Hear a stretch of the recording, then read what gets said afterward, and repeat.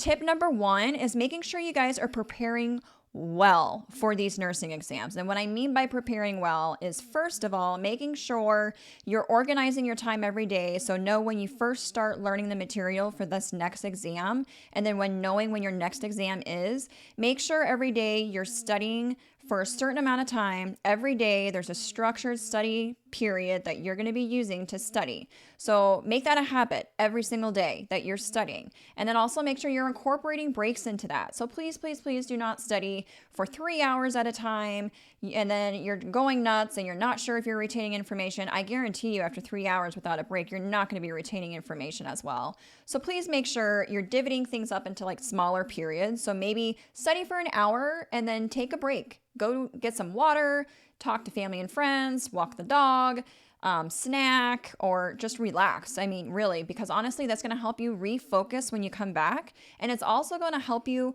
retain information a lot better, especially if you break your study times into smaller increments. I promise you, it's going to work so much better for you. So make sure you are well prepared. Make sure when you study every day, you're studying a certain amount every single day that you want to.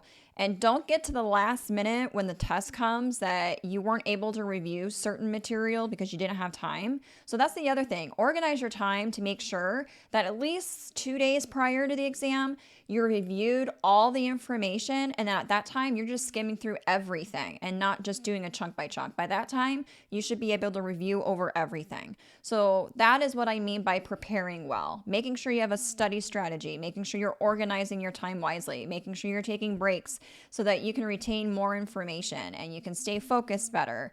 It's so important to make sure that that is preparing you for the best for test day, but it's also going to make you feel a lot more confident going to the exam knowing that you prepared well. So that is my tip number 1. Hey everyone, if you enjoyed watching that clip and you want to see the full video to it, make sure you guys click the box here.